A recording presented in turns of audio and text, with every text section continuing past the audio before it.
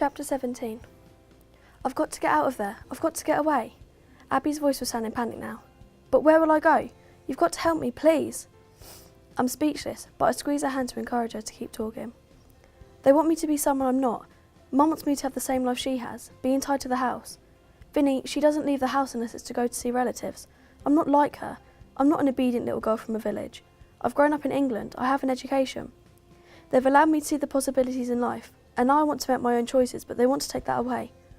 I want more out of life than marrying a guy I don't know and don't love when I'm just 15. Look at me. This is the first time I've been to the park on my own in my whole life. My mum doesn't do anything. She has no life. No views of her own. It's all what Dad says. She's a bloody puppet. I've never seen Abby so angry or heard her swear before. It's like now she's started, there's no stopping her. And what about Anna? It's as if she never existed. What if something's happened to her? I'll do anything to see her again, to make sure she's okay. I used to help her with her schoolwork and the housework. I worry so much about her. She was always so slow at everything. Dad hit her sometimes, and Mum never stopped telling her off, so there's no way she'd cope without me there to help her. And since she's been gone, I've had to do everything. Mum is always so exhausted, it's like she's given up on life. When I get home from school, I have to cook the dinner, wash up, help Pinky and my brother with their homework, do mine, get everyone to bed. Then when Dad gets home at around 11 from the restaurant, I have to serve him his dinner, clear away and then iron the uniforms, pack the school bags and make the packed lunches before I go to bed. Vinny, most parents nag their kids to study. I'm not even allowed to let my dad see me doing homework. Abby finally stops to take a breath. I had no idea it was so bad, Abby. I'm so sorry. I can't believe what you've been going through alone. It's awful. How can you cope living like that? I can't cope. That's the point. You're so lucky. Your mum and dad, they support you. They love you as you are, Abby says meaningfully. I really do have an easy life, don't I?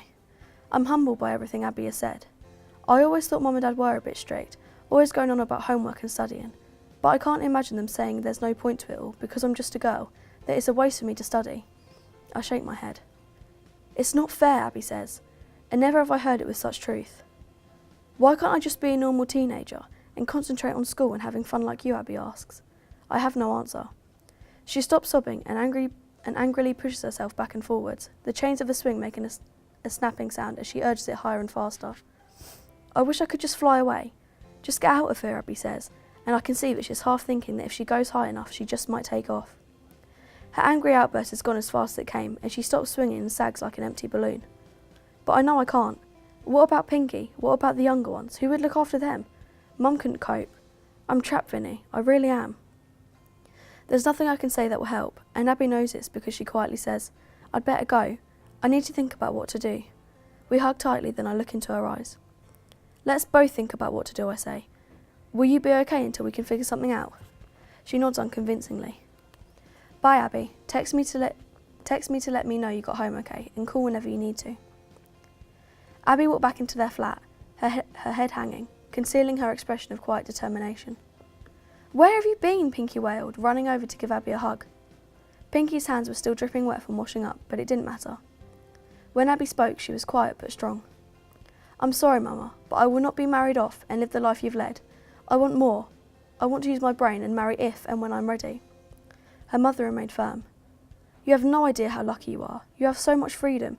You go to school, you have friends, you watch TV, you wear Western clothes. Abby touched her blue headscarf and looked down at her loose black trousers and long grey jumper, all bought for her and intended to hide her body.